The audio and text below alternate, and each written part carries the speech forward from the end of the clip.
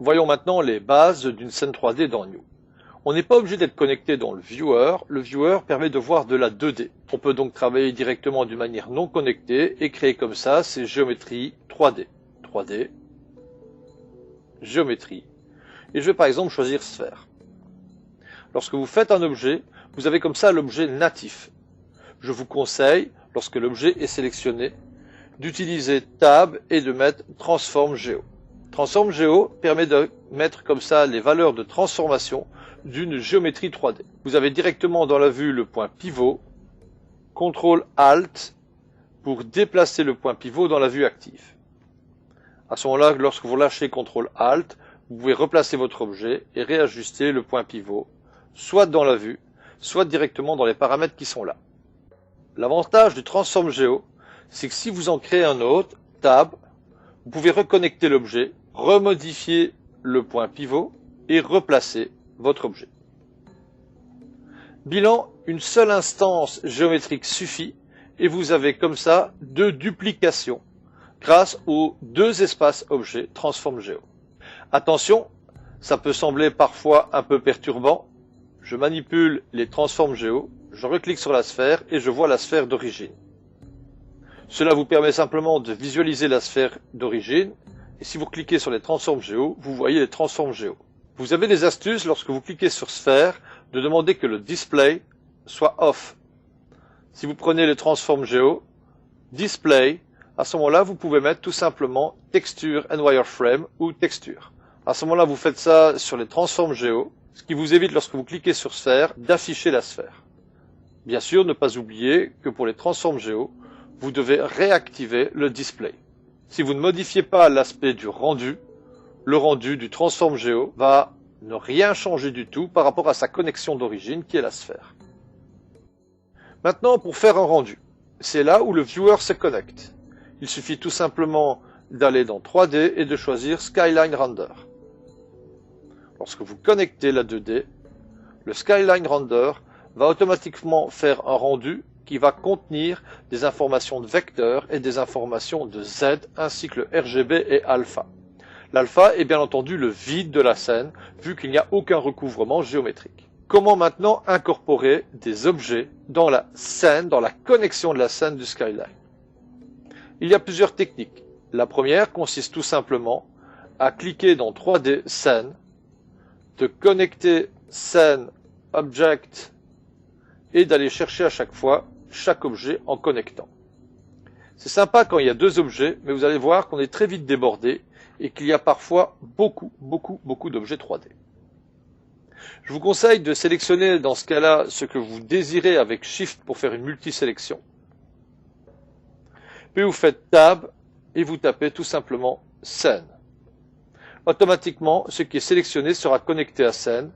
Il suffira de demander que soit cette scène qui soit renderisée. Si je viens en 2D, j'ai sûrement mes objets qui sont présents, mais mis n'importe comment. Alors en fait, ils ne sont pas mis n'importe comment. Je vous avais bien demandé de vérifier vos connaissances et vos prérequis dans la 2D ennemie, car nous savons qu'en fait, le rendu par défaut, le personnage se met ici, et c'est lui qui fait le rendu.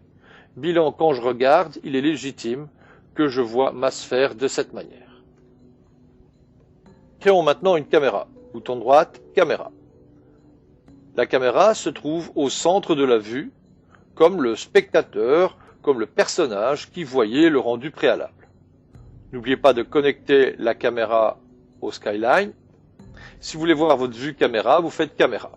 On comprend mieux maintenant pourquoi le rendu nous affichait en 2D. Je bascule en 2D et j'ai mis l'alpha. Pourquoi il nous affichait ceci? Je reviens en 3D. Sachez que si vous êtes là, que vous faites Tab, vous rebasculez comme ça directement en 2D et en 3D. Déplaçons la caméra. Vous pouvez déplacer la caméra en dézoomant dans votre vue et en manipulant votre caméra tel un objet traditionnel. Vous pouvez aussi bloquer votre caméra en appuyant CTRL L lorsque vous êtes dans la vue 3D. Et là, vous remarquez qu'il vient sur la vue caméra, la caméra est rouge. Et si vous bougez, vous ne pouvez rien faire d'autre que voir ce que voit votre caméra. Sur cette icône, et que vous faites CTRL, la caméra devient verte, et ce que vous allez manipuler est automatiquement la vue caméra. Bilan, si je recule, si je tourne et que j'utilise mes raccourcis clavier, c'est ma caméra que je bouge. Je vais placer maintenant ma caméra en faisant une rotation. J'appuie sur CTRL, je choisis l'axe vert pour tourner dans ce cas-ci. Je recule dans la vue 3D et je regarde si mes objets sont bien dans le champ de la caméra. Je peux recliquer sur le mot caméra ou utiliser les raccourcis clavier que nous avons vus. Maintenant, si je bascule en 2D, j'ai mes objets qui sont là, je vérifie avec l'alpha, ils sont bien présents. Néanmoins, il y a un souci. Le souci, c'est qu'il n'y a pas d'éclairage. Je rebascule en 3D et je vais créer un éclairage. Bouton droit, Light, je vais prendre un Point Light. Et je place comme ça mon éclairage où je veux pour éclairer mes géométries 3D. Votre éclairage a de l'intensité et nous verrons par la suite les différents paramètres des caméras, des éclairages et des géométries 3D. Cet éclairage doit être pris en compte dans la scène. Bilan, n'oubliez pas de connecter votre Point Light dans la scène pour qu'il soit pris en compte dans le moteur de rendu. Je reviens en 2D, rien d'extraordinaire. Il manque donc encore un élément. Est-ce que ma sphère n'aurait pas besoin que sa surface soit nourrie de quelque chose? On peut basculer par un shader, des shaders de différentes sortes comme le diffuse par exemple. Rebasculons en 2D et maintenant mes objets sont vus.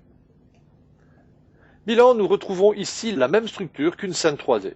Un shader sur une surface 3D, des espaces objets qui permettent d'avoir des points pivots spécifiques. Et oui, on peut bouger dans la vue 2D, le rendu se fait automatiquement en 2K. Un Point Light qui vous permet de gérer comme ça les intensités de lumière et sa spatialisation dans l'univers.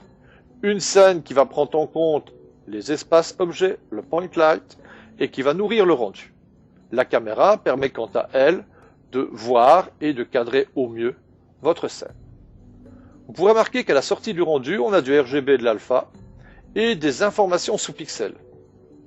Ces informations sous pixels sont le Z, la profondeur, et le motion. Dans ce cas-ci, il n'y a rien, pas de vecteur, étant donné qu'il n'y a pas de mouvement. Et bien sûr, l'alpha.